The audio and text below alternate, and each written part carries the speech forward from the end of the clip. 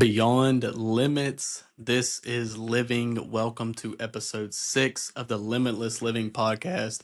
My name is Scotty. For those of you who don't know me, thank you guys for tuning in. Thank you guys for subscribing. Thank you guys for everything that you do for me and my family and for this channel. Like I said in the last podcast episode, it's growing, but it's just slow growing. So we're getting there slowly but surely.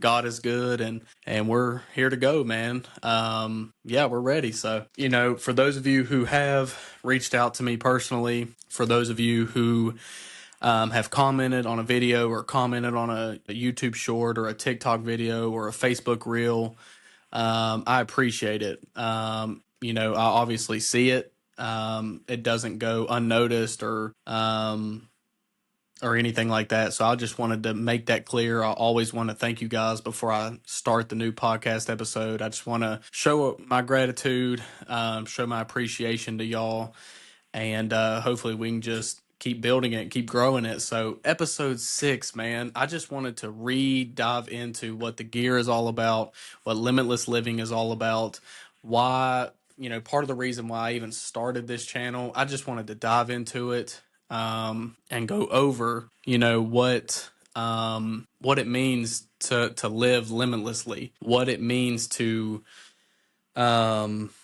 just show that in your life and have that in your life. And I remember one of my main reasons why starting this channel was simply I just looked around. I remember telling you guys I think it's the first podcast episode I ever did. I told you guys, I said I was looking around and all I seen was people fearful of the economy. People was scared when they were pumping gas. I could tell, you can see it in their faces. They're scared, or people are constantly talking about the gas prices. People are constantly talking about the cost of eggs. People are talking about the cost of living. People are talking about the cost of mortgages and rent and car notes and whatever it is, private schooling. I just seen it online. I seen it on social media. I seen it in person. I seen it at church. I seen it with my friend group. I even seen it with me and my wife, Lauren. We were scared of the economy. And I would say that I'm not totally out of that fear. I think it's, that fear, to permanently get rid of it, I think it's somewhat tough to permanently just get rid of the economy. But what I wanted to explain and just kind of revisit and really dive into is this whole fear thing around money, and this whole fear thing around every time you go in to log into your bank account app, you're scared or you're worried. It's a real fear. I don't think people talk about this enough. Motivation's important. Inspiration's important. People talk about physical fitness. People talk about diet, nutrition constantly. And people talk about money to an extent. I don't think we talk about this fear around money enough. And this is, like I said, one of my driving factors of doing this whole podcast, doing this entire movement of limitless living. Part of limitless living is financially. I want to reiterate, like I have reiterated in past podcast episodes, I am not a prosperity dude. I don't believe in the prosperity gospel. I don't believe that if your faith's on 1,000,000, you're close to God, that you're just going to be blessed and you're going to be a billionaire. The bigger your faith, the bigger your bank account. I don't believe it. The bigger your faith, the more resources you'll have. I don't believe it. And like I said, I personally looked at it and I went to the Bible, because this is not a Scotty knows everything. I went to the Bible and I looked and I seen people very economically poor, very poor, and very connected to God. And then, like I said, I also seen people very wealthy economically and very connected to God. So I don't think I don't think it has anything to do with, okay, just because your faith goes up, that don't mean necessarily that your bank account will grow, or that or that you'll just have more resources. So with that being said, like I said, I wanted to reiterate this whole fear thing. The one thing that I want us to get through, like if you take anything from this podcast episode, just take this intro and run with it and hopefully do something good with it, just like hopefully I will after I record this. When I'm done recording this, I hope and I will pray that I'm a better man because of this episode. And I hope you guys, I hope you guys can learn something from this. I'm not a financial expert. I'm not a guru. I'm not the most financial. I'm not the most, I don't know all the information. I do know this, though, when it comes to the economy, it's always been around and it will always be around until the end of time. The economy, it is what it is. Does it evolve? Absolutely. Does it change? Yes. But it will always be here.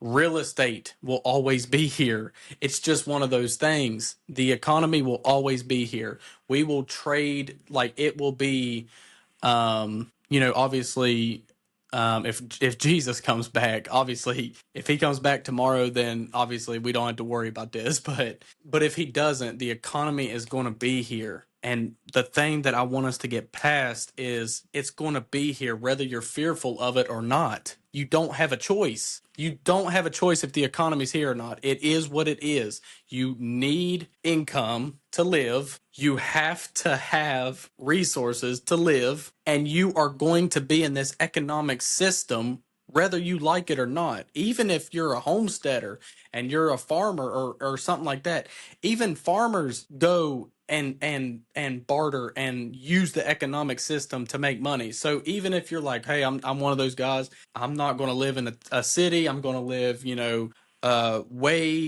just I'm going to homestead and I'm just this and I'm that. Maybe if you're extreme homesteading, maybe you can not use the economy in some way, shape, or form. Other than that, which I'm assuming most of us watching this are not homesteading, since you are watching this or listening to this on a phone or on a laptop or a computer, you are in the economy, whether we like it, whether we don't, whether it's great, whether it's not good. We are in the economy, regardless of what president's in office, regardless of what political party you believe in, you're Republican, you're Democrat, you're Libertarian, whatever you are in the economy, and there's nothing we can do about it. And I just want us to get that through our head, because I was that person that was fearing, oh my gosh, what if gas goes up to this? What if it goes up to this? What if groceries go so high that it's this?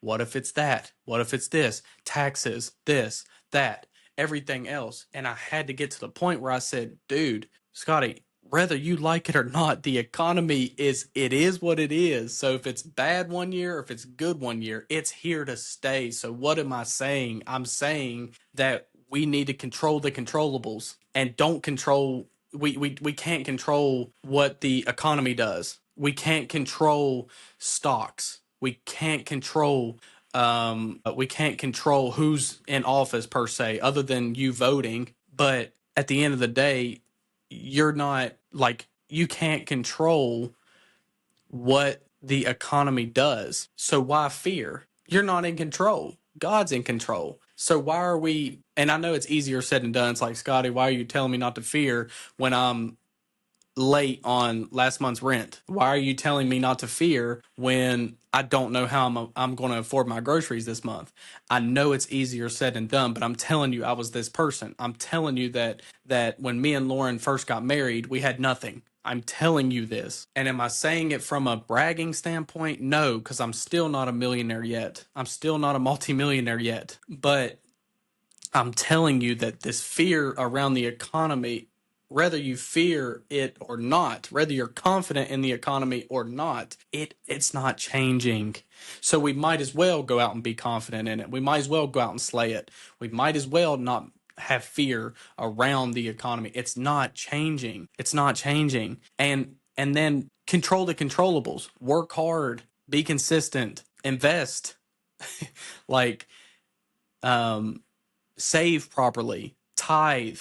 give to those in need. These are things that we can do every single day. There's some things I can't control now, other than, like I said, my vote for the president. Other than my vote, I can't control who's in office. So as of this recording right now, Trump is in office. I don't know who's going to be in office next. So regardless of who's in office, it ain't changing. The economy, obviously the economy goes up, it goes down, it goes left, it goes right. I understand that. And I understand it, like, especially right now, it's harder than maybe what it was, years ago. But it's here to stay, people. And we have to realize that and get past that.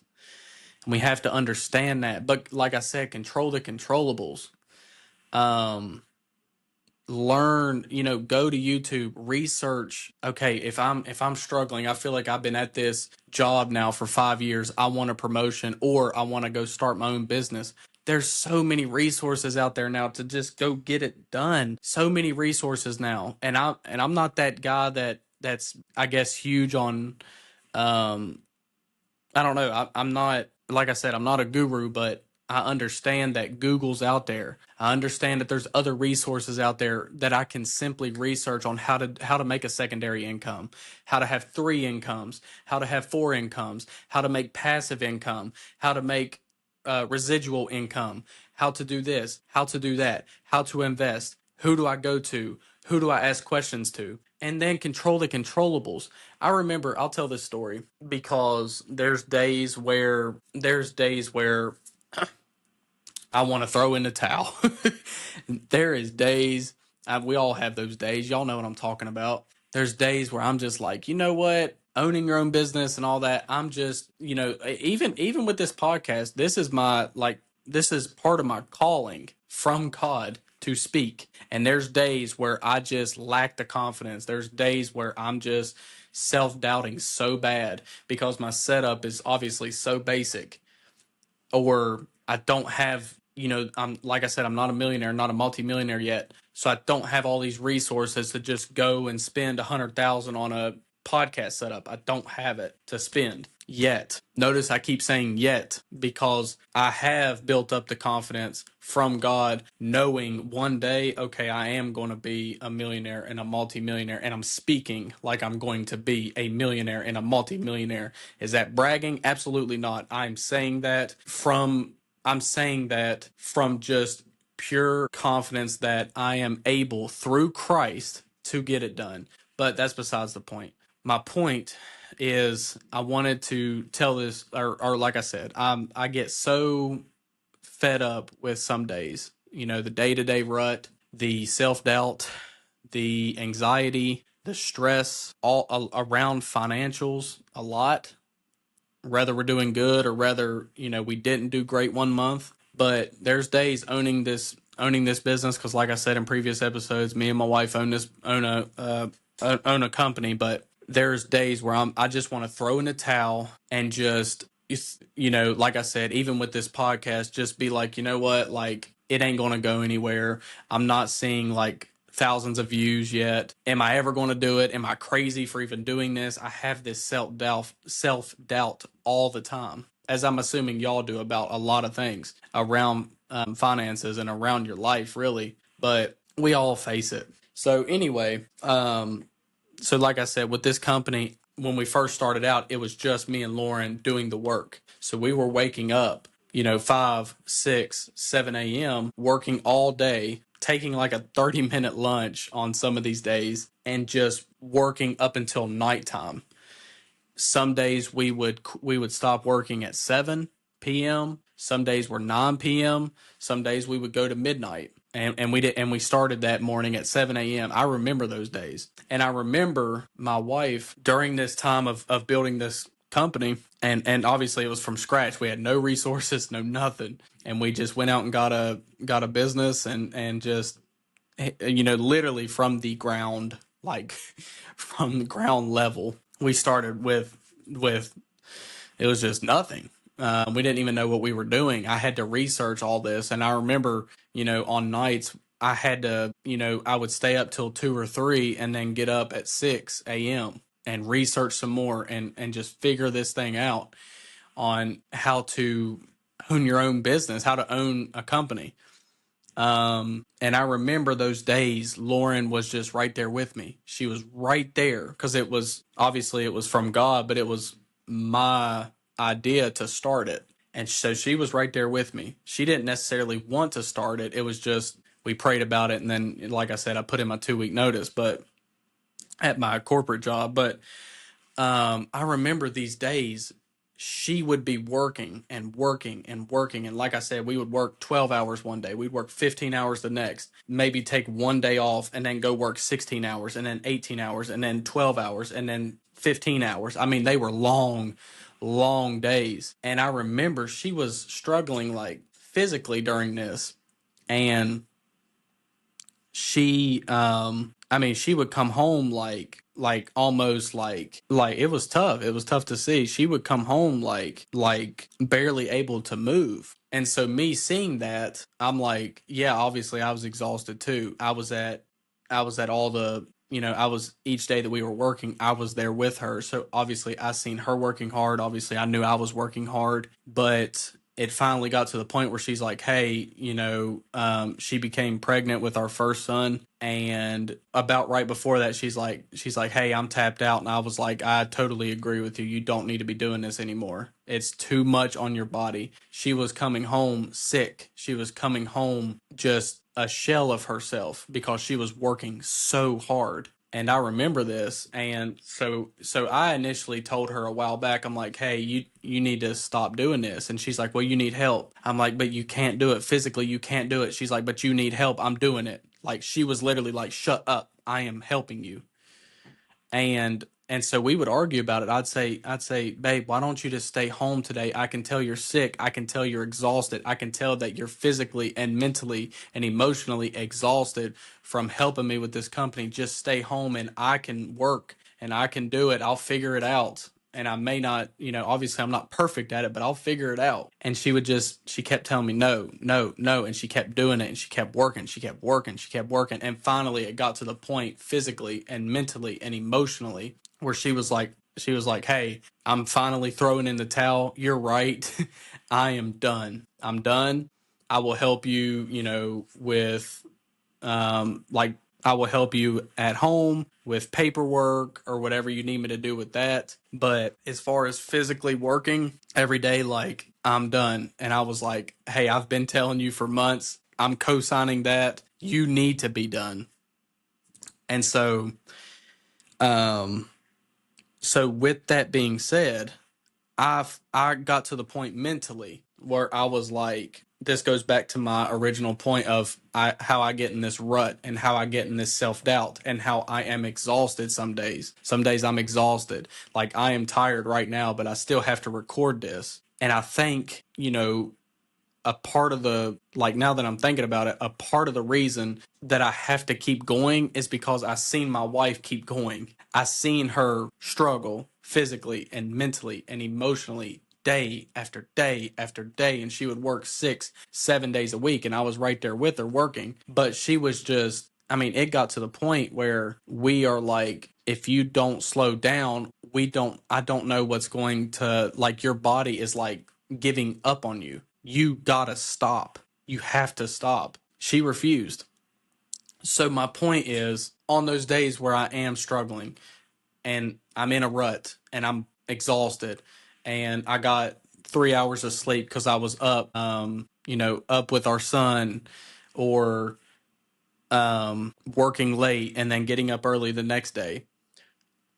Excuse me. I had to learn, not learn, but I had to grasp that, hey, if she's able to do it, if she was able to do it, then you are able to do it. And I don't have any other choice. I don't have another choice. She is looking at me. She is looking at me saying, not literally physically saying, but she is saying, like, you are the provider. So this goes back to my original point, my original point of this economy thing. What other choice do I have? I got my family looking at me. I got my family counting on me. I got my son looking at me. I got my wife looking at me. I got my daughter that's on the way. She's going to be looking at me. She's going to be looking at dad, and they're going to say, Dad, what are you providing for us? And I know they're not going to literally say that, like kids don't say that, but they're going to look at me and they're going to see, hey, is this guy actually putting in everything that he can do for this podcast? Does he really want this podcast, or is he just playing around with it? They're going to see, and I want them to see my emotions. I want them to feel my emotions of me waking up and I'm willing to go after it for them, that she's going to be looking at me and saying, hey, do you really want this? Do you really want this, or are you playing with it? Because if you're playing with it, we don't have to do this no more. So do you really want it? Are you really willing to dig deep on even if spiritual attacks come, even if financial attacks come, even if physical attacks come? Are you willing to persevere? Are you willing to endure? Because I was willing to when you wanted to start this company that we started. She was willing, so I gotta be willing. They're looking at me. So men, man up and go provide for your family. Control the controllables. I'm not telling you guys this like I'm this legendary guy, but I had to get to the point where I'm like, dude, if you're exhausted, get up. If you are depressed, get up. If you are anxious, get up. You gotta figure it out. You don't have another choice. They are looking at you. They are looking at you. I am the head of the household. Biblically speaking, I am the head of my household. So I had to learn, dude, if you're exhausted from work, you still gotta pray with your wife at night. If you're exhausted and you're falling asleep, but right before you fall asleep, hey, babe, we gotta pray. It might not be a 30-minute prayer, but we have to pray. We have to pray. So men, we have to control the controllables, and the economy is what it is. The economy is what it is. Regardless if you're a man, you're a woman, you're older, you're younger, it's here, guys. The gas prices, obviously, we can talk about them. That's another thing. I don't, obviously, I've been that person that has sitting there and oh my gosh, look at the gas prices. Oh my gosh, can you believe that the eggs are, oh my gosh, can you believe, oh my gosh, oh my gosh. But all those oh my goshes didn't lead to nothing. The prices are still, I had to still pump the gas. So if I'm wanting to go anywhere, I still have to pump the gas and I still have to pay for it. So oh my gosh, why am I griping about it? When griping didn't give me no more money to go and have money to be able to spend on these things. When I griped about eggs still cost that much per dozen. When I griped about how much the chicken was at the store, the chicken was still the price, regardless if I was mad about it or not. It didn't change. So what I'm saying is we need to change what we can change. Your income, your investments, your your self-development. We got to learn that there are things we can do instead of just griping about it. And I get so tired of it because I'm always around these people that, not naming names, and I'm not saying it's everybody that's around me, but there's some people around me that's all they do is they gripe about they gripe about the price of this and the price of that and the price of this and the price of that. Well, my question to you is, did you still buy it? Yeah, I bought it. Okay, then why are we complaining about it? First off, let's even take it to the beginning. Let's just be grateful that you even had the money to be able to afford that in the first place. I had to get to that point. Hey, Scotty, yeah, you don't have a mansion right now. Yeah, your wife's not driving a Mercedes. Yeah, I understand this podcast setup is bare bones basic. I get it. But I had to get to the point where, first off, I need to be grateful that I do have a roof and a ceiling over my head. Yeah, I have to be grateful that I do have this to drink. I do have to be grateful, and I need to be grateful that I had food earlier today. So yeah, it's not perfect. I have struggled financially before, and you're going to have to learn how to manage money. You're going to have to learn how to steward money. You're going to have to learn how to make more money, increase your income. You're going to have to learn all these things. I don't want to get it twisted. Me and Lauren have been very blessed. Like I said, my daughter is almost here. My wife is currently pregnant with her. And I couldn't be more thankful, and we couldn't be more blessed from all the gifts that we've received. Certain people did give us, some money for her and the things that we have to buy for her. And people just showering us with gifts. I am beyond thankful for that. beyond grateful for, my mom, my mother-in-law. She had friends. My mother-in-law, she had friends that reached out and gave us stuff. My grandmother, my aunts, all these people that have given us stuff. I'm beyond thankful for them. But I also understand that while they I have to understand that, okay, after the gifts and after if they do give financially or whatever, there are still things that are going to come after that we need for my daughter, for my son, for Lauren, for myself, and I have to put in the work. I have to be able to become wiser financially so that we are able to give more, so we are able to steward more, so we are able to increase our net worths, so we are able to donate more money to where we feel led to donate it to. And that can't happen with fear. It just can't. Fear and faith are the opposite. They're the exact opposite. Over here is fear, Satan, what he brings. Over here is faith, what God brings. And we also need to have faith in ourselves, not apart from God, but with God. The Bible says, with God, all things are possible. That's what the Bible says. So if you want to become better financially, you want to live limitlessly, you want to be able to give and donate the way you want to give and donate, then with God, all things are possible. I'm not saying that God's just going to hand it to you on a silver platter, because he more than likely is not. Okay? But there are so many opportunities that God gives us and has given us, and maybe we've squandered them in the past, but we can ask for forgiveness, move past those, repent, turn from those mistakes, and then fix them in the future, and understand how to capitalize on the opportunities that he gives us. So we just, there's so many opportunities, and we just, there, you have to understand, we have to go back to, what is our why? Like, why are we waking up? Why are we wanting to capitalize on these opportunities? Why are we wanting to be blessed financially? We have to understand our why, but we need to understand our whys. We need to write our whys down. And when I say why, is like, why are you waking up?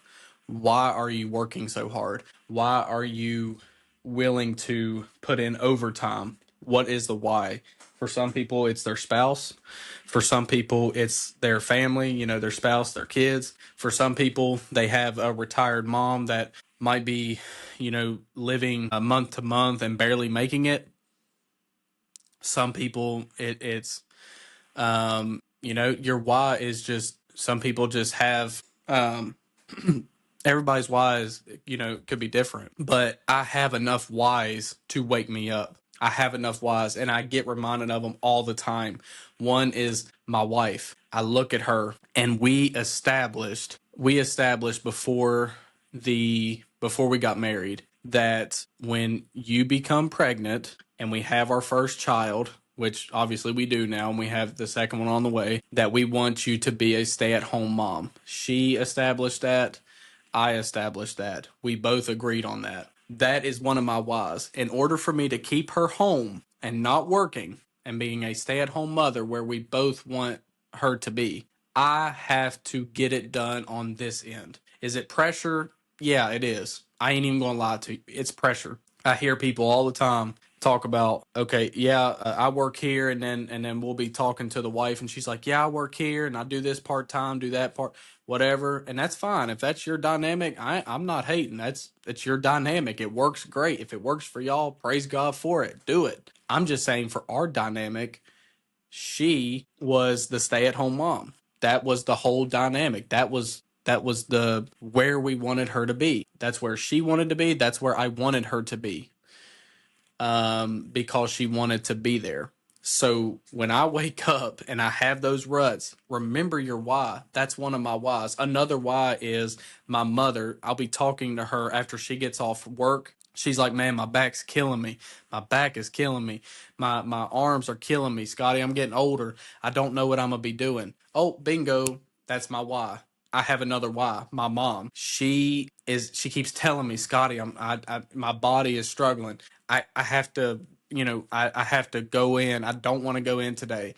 I'm Scotty, I'm getting older. I don't know what to do. My why wakes me up. My why, that's just two whys. And those two whys, I have enough juice for the rest of my life. If those were my only two whys, and they're not, but if those were my only two whys, I have enough juice, I have enough power to be able to do anything for those two women, for my wife and my mother. My kids are one of my whys. My kids are one of my whys. I have pictures right here on the desk, but right here, you guys can't see them. But my kids are very much one of my whys. Right here, I have my daughter, and then right here, I have me, Lauren, and my son in this picture. So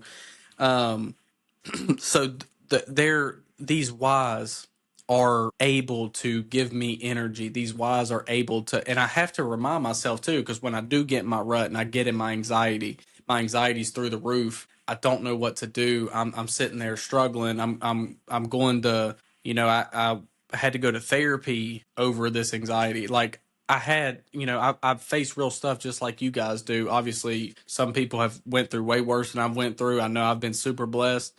I've been very, very blessed with my life.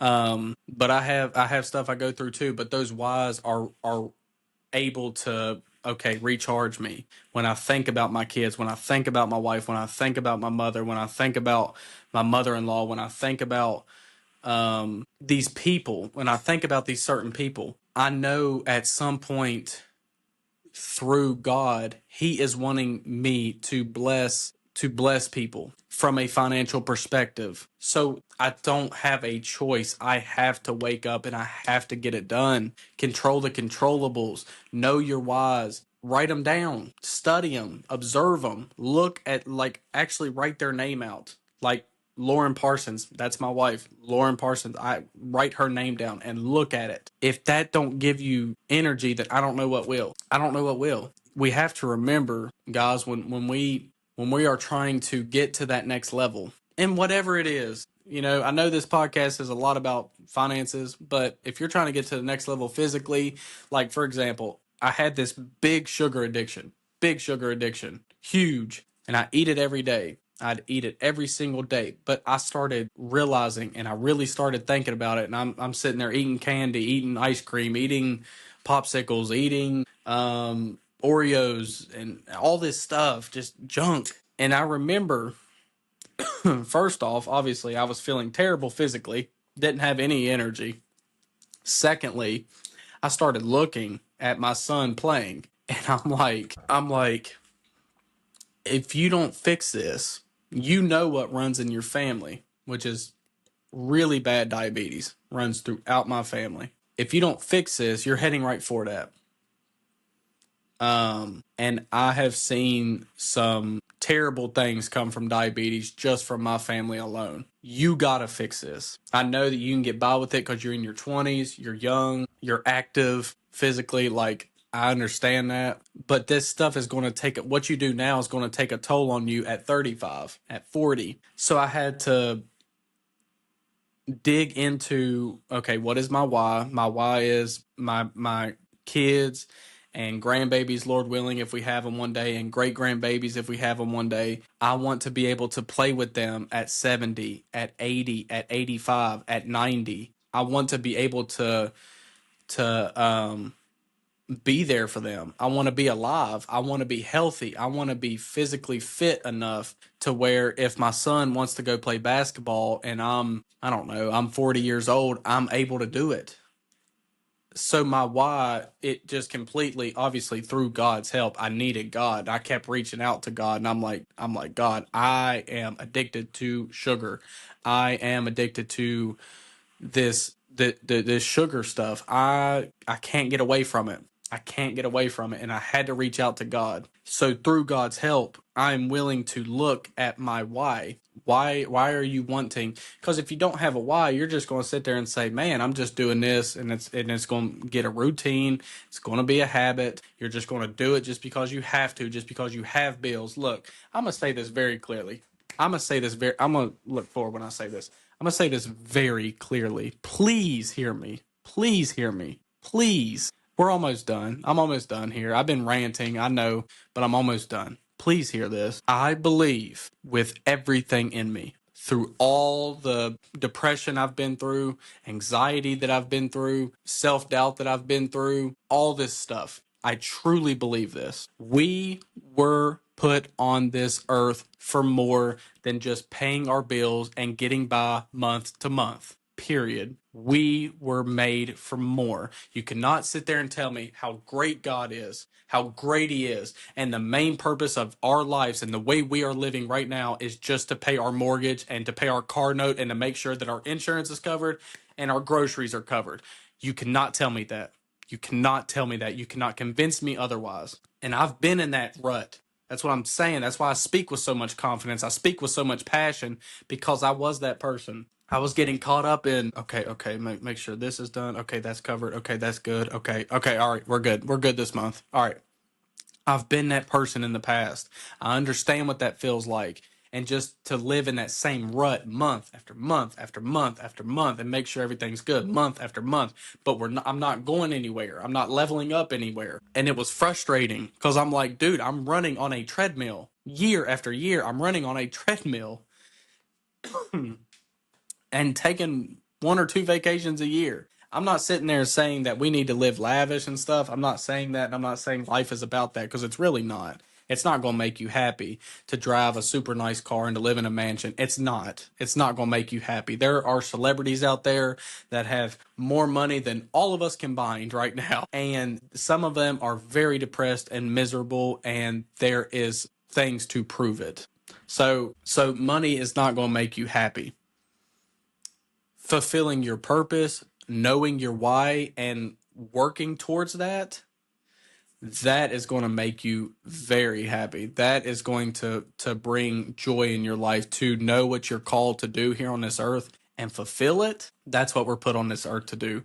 So, like I said in previous podcast episodes, some people's purpose or maybe even their why they're getting up and doing that is not financial based. And then some people are called to just be philanthropists. So, and literally change the world through giving, change people's lives through giving. I remember one time we were at a job and I was just doing my thing and we were working. And I remember so clearly that God spoke to me. And I'm not going to say who. I'm not going to name any names or say who it was, but He spoke to me while I was working and said, "You are going to retire that person." And I'm not going to name that person. I'm not going to say who it was, but He said it so clearly to me. That's one of my whys. So when I get in my funk mentally, I have to go back to that and say, God told me I'm going to retire that person. He told me that. So I don't have an option. He told me I was going to.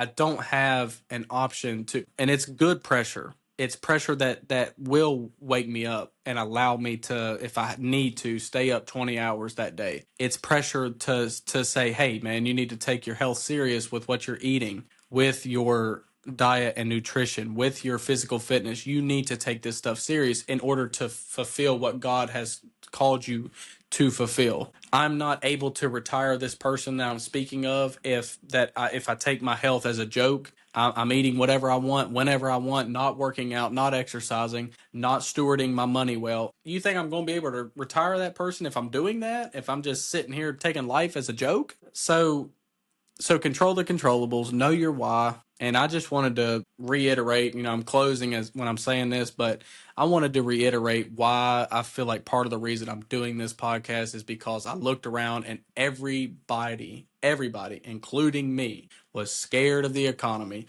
was scared financially, was scared of all these bills, was scared of where the interest rates are right now, was scared of where eggs and gas and chicken and groceries and bills are right now, and where the electric bills are, and all this stuff. Just scared. But what if we took all that time and all that energy that we are putting towards the fear and just rerouted it? I know it's easier said than done, I understand it, but reroute it to just, okay, if the economy is what it is, I need to adapt. If the economy is saying, hey, this is going up, this is going up, and this is going up. Well, hey, I need to adapt to that because I am not going to be that person unless, I just absolutely have to. And I just simply can't control it. I'm not going to be that person that just sits in my house and doesn't drive anywhere because gas is too expensive. I refuse to do it. I'm not going to put my family through that. I'm not going to put myself through that. It is what it is. And if you guys disagree with that, that's fine. I'm just saying for me and my house, I'm not going to, or my family, I'm not going to sit here and say, man, we can't go anywhere. We can't go anywhere this month because gas is $5 a gallon.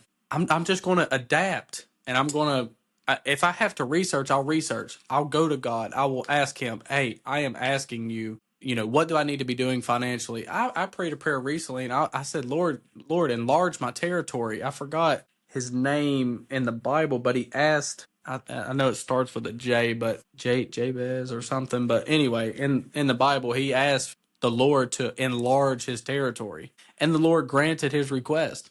I said, okay, well, enlarge my territory on YouTube, enlarge my territory on Apple Podcasts, enlarge my territory on Spotify with this gear, with Limitless Living, enlarge my territory. And I just kept saying it, enlarge my territory, enlarge my territory, enlarge my territory. And am I saying that so I can go and get a Bentley? Absolutely not. I really don't care what people see me driving in. I have a I don't know, a 2021 SUV for our family. I love it, but it's nothing glamorous. It's not luxurious. I don't care what people think about what I drive. Now, would it be cool to have a Bentley? Absolutely. But that's not one of my whys. That's not strong enough. I'm not rooted enough. That doesn't ground me enough to wake me up to say, hey, I'm going after a Bentley. At some point, that Bentley's going to get played out. You have to understand and be grounded. Control the controllables. Know your why. So when I look at my kids, that grounds me enough to say, hey, today is hell, but I got to get up and I got to show them. I got to be a great example as a father figure. Yeah, today is hell. Yeah, someone flipped you off while you're driving. Yeah, okay. Someone had road rage and they swerved in your lane right in front of you and cut you off. Yeah, the person was mean at the store while you were checking out. Yeah, okay. The life is going to throw stuff at you, but we gotta, like I said, we gotta be able to adapt, to control the controllables. I can't control what someone says to me at the grocery store. I can't control what the economy looks like. I can't. So I have to, but what I can do is I can look at my whys and say, you know what, I am going to wake up and I'm going to put everything into this. And hopefully one day you guys can look back at this podcast episode when I'm on episode 1,000 or 500 or whatever and look back and say, man, Scotty actually meant his words, because I can say all these things, but in order for me to back them up and actually mean what I say, I have to do it. So, it's easy to set up a microphone, to set up a camera, to do that and record and say, you know what, I'm going to give it my all because I know my whys. That's so easy to do. Anybody can do it. But I genuinely want you guys to know that if you just know your whys and know why you're waking up, it will give you the energy. It will give you the drive to fight this, to fight whatever life throws at you. Um, but anyway, I'm wrapping it up. I appreciate y'all listening to me ramble about the economy, about fear, about knowing your why, control the controllables. And yeah, I appreciate it. I appreciate everybody tuning in. I appreciate the support. Keep living limitlessly, and hopefully you guys learn something. And yeah, I will catch you guys on the next episode.